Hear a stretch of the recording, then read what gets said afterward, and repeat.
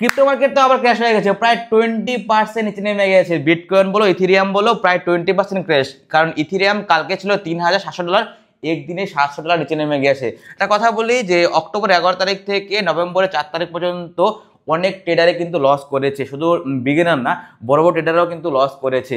কেন তোমাদেরকে তা বলছি, তার আগে একটা কথা বলে নিই যে কোন কোন জায়গায় ট্রেড না উচিত ছিল, কোন কোন জায়গায় ট্রেড না উচিত ছিল না, আর এরকম ভাবে ক্র্যাশ কেন হলো তোমাদেরকে ডিটেলসে বলবো, জাস্ট মন দিয়ে শোনো। তোমরা আজকের এই ভিডিও থেকে বুঝতে পারবে যে ক্রিপ্টো মার্কেটে কোথায় ট্রেড নেওয়া উচিত, কোথায় ট্রেড নেওয়া উচিত না, জাস্ট মন দিয়ে শোনো। দেখো তোমাদের কথা বলি যে মার্কেট ক্র্যাশ কখন হয়, দেখবে নদীতে দেখবে কি নর্মাল জল থাকে, বৃষ্টি নেই, হঠাৎ করে জল বেড়ে যাচ্ছে, শুকনো জায়গায় জল চলে আসছে।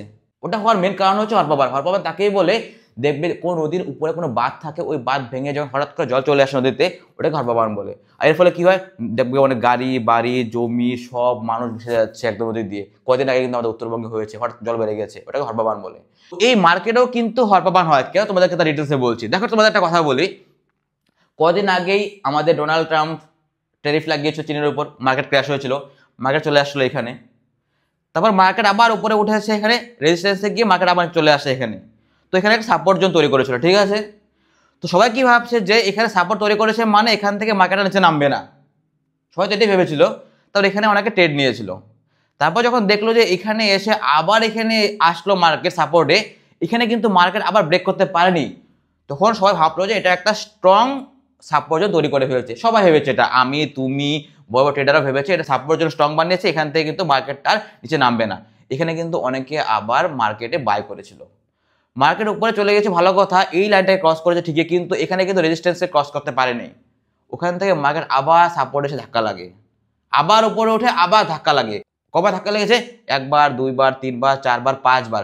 পাঁচবার একই জায়গায় সাপোর্ট জায়গায় ধাক্কা লেগেছে।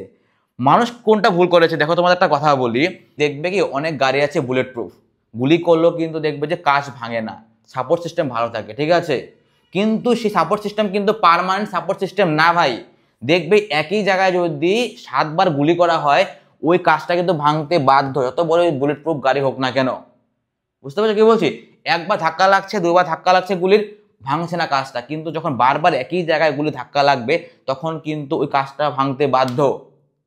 নদী তো সেরকম, দেখবো হঠাৎ করে যখন বারবার ধাক্কা লাগছে জল বেড়ে যাচ্ছে, তখন কিন্তু বাঁধ ভেঙে যায়, তখন কিন্তু হরপাবানের সৃষ্টি হয়, হঠাৎ করে জল বেড়ে যায় নদীতে। মার্কেটও সেম, দেখবি একবার, দুইবার, তিনবার, চারবার, পাঁচবার কিন্তু মার্কেট ধাক্কা লাগছে সাপোর্ট জোনে একই জায়গায়।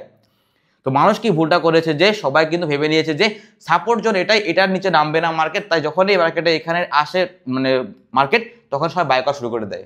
অনেকে কি করেছে যে মার্কেটে না এইখানে বাই করছে, ভাবছে কি এতটুকু জায়গায় অনেকে কি করেছে যে স্টপ লস লাগিয়েছে, ভাবছে এখানে এই সাপোর্ট জোনের নিচে তো আর নামবে না মার্কেট, তো অনেকে ভাবছে যে এখানে বড় অঙ্কের একটা প্রফিট করবে। তারপর কি হলো যে মার্কেট পুরোপুরি সাপোর্টে চলে আসলো, এখানে হোল্ড করেছে, তারপর আবার দেখলো যে এখান থেকে নাম টেনশন নাই, মার্কেট ক্লোজ করে দিয়ে বসে আছে, আবার এখানে উঠে একবারে কিন্তু ক্র্যাশ করে ফেলছে মার্কেট। তো অনেকের আমি দেখলাম তো ভিডিও অনেকেই লস করছে। এখন বলবো যে তুমি ট্রেড তাহলে কিভাবে নিবে, দেখো সাপোর্ট সিস্টেম যতই স্ট্রং হোক না কেন, এটা কিন্তু পার্মানেন্ট সাপোর্ট সিস্টেম না।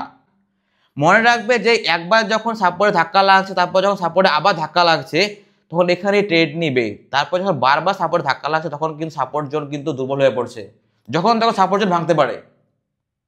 বুঝতে পারছো কি বলছি আমি?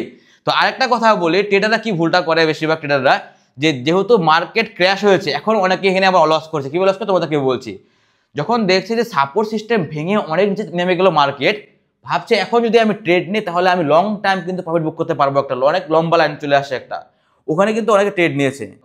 তোমরা এখানে অনেকে ভুল করো ভাই, এখন মার্কেট পাগল হয়ে গেছে ভাই, মার্কেট কোথায় গিয়ে দাঁড়াবে কেউ বলতে পারে না। আগে মার্কেটকে নামতে দাও ভাই, আগে একটা জায়গায় গিয়ে মার্কেটকে স্টেবল হতে দাও, তারপরে সেখানে বাই করো। এখনো কিন্তু মার্কেট স্টেবল হয় নাই ভাই। আজকে কয় তারিখ, আজকে কয় তারিখ, আজকে হলো গিয়ে নভেম্বর 5 তারিখ। আজকের দিনটা দেখো মার্কেট কোথায় নামছে, তারপরে কোথায় স্টেবল হচ্ছে, সেখানে গিয়ে তোমরা ট্রেড নাও। তো একটা কথা বলি, দেখবি নদীতে কিন্তু জল হঠাৎ করে বাড়লেও কিন্তু সব জল চলে যায় না, কিন্তু যতটুকু জল থাকার নদীতে অতটা কিন্তু থাকেই। বুঝতে পারছো কি বলছি আমি? তো আগে মার্কেট স্টেবল হোক তারপরে বাই করো, এর আগে কিন্তু বাই করবে না। বিশেষ করে আজকের দিনটা তোমরা একটু হোল্ড করো, দেখো মার্কেট কোথায় নামে।